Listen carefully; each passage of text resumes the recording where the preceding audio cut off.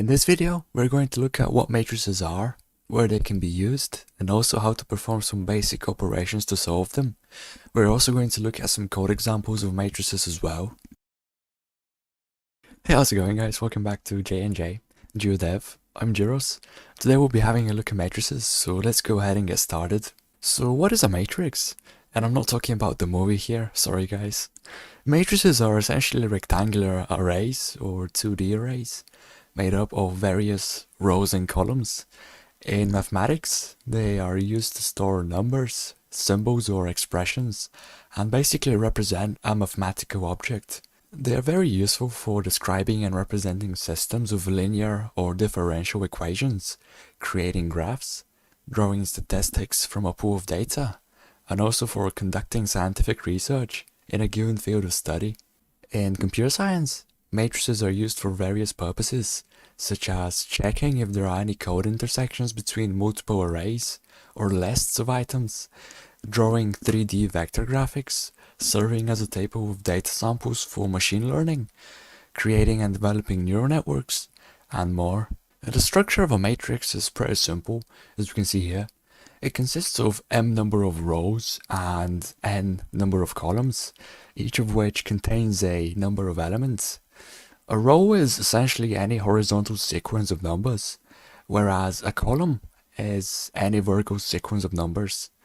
The size or dimension of a matrix is defined by the number of rows and columns, or in other words, m rows by n columns. And any matrix that has the same number of rows as columns is called a square matrix. In this case, the number of rows is 3 and the number of columns is 4, which means that the size of our matrix would be 3 by 4. Each element, whether it would be a number, symbol, or an expression, has a coordinate based on its position in the matrix. So for example, the number 6 that is located here would have a coordinate of 1 and 2, 1 representing the row, in this case it is the first row, and 2 representing the column, and in this case it is the second column.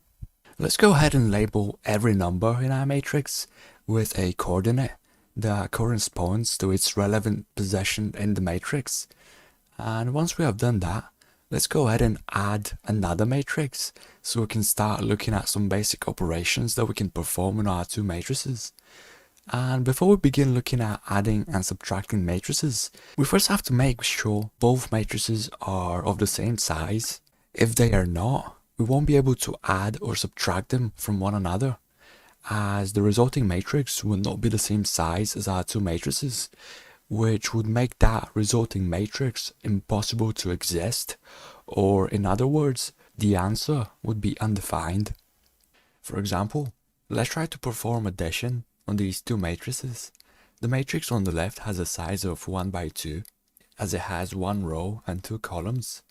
The matrix on the right has a size of 2 by 2, as it has 2 rows and 2 columns. The way addition works is by taking an element in one matrix and adding it to another element in another matrix that is in the exact same position as the first element. So here we would add 9 with 7 and would get 16. We can do this again with the next number in the row until we reach the end of the row. Afterwards, we can move on to the next row, but the matrix on the left doesn't have a second row, whereas the matrix on the right does. So how could we add an element to something that doesn't exist? That is the problem we create by adding two matrices that are completely different sizes. With that out of the way, let's go back and return to our two previous matrices. We can see that both our matrices are 2 by 2, or 2 rows by 2 columns, which means they have an identical size. Therefore, we can perform either addition or subtraction on them. Now let's try subtracting them from one another and see what we get. To do this, we once again take an element and subtract away from it the element that is in the same position but in the opposite matrix, and we can continue to perform this operation until we go through every element in our matrices and are left with a single matrix that contains the final values. Addition and subtraction are just some of the basic operations we can perform on matrices. We will go over more advanced topics in future videos, but for now, let's have a look at how matrices can be implemented with code.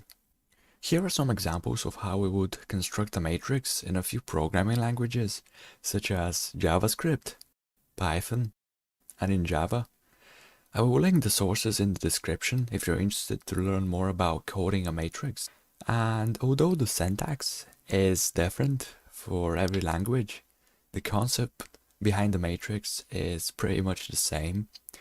We use it to create a 2D array and populate it with data, either numerical integers or variables, and then perform various operations on these 2D arrays. And that's pretty much what matrices are in mathematics and computer science. If you guys enjoyed the video and found it useful, make sure to subscribe to our channel for more videos just like this. Thank you very much for watching, and I hope you have a great day.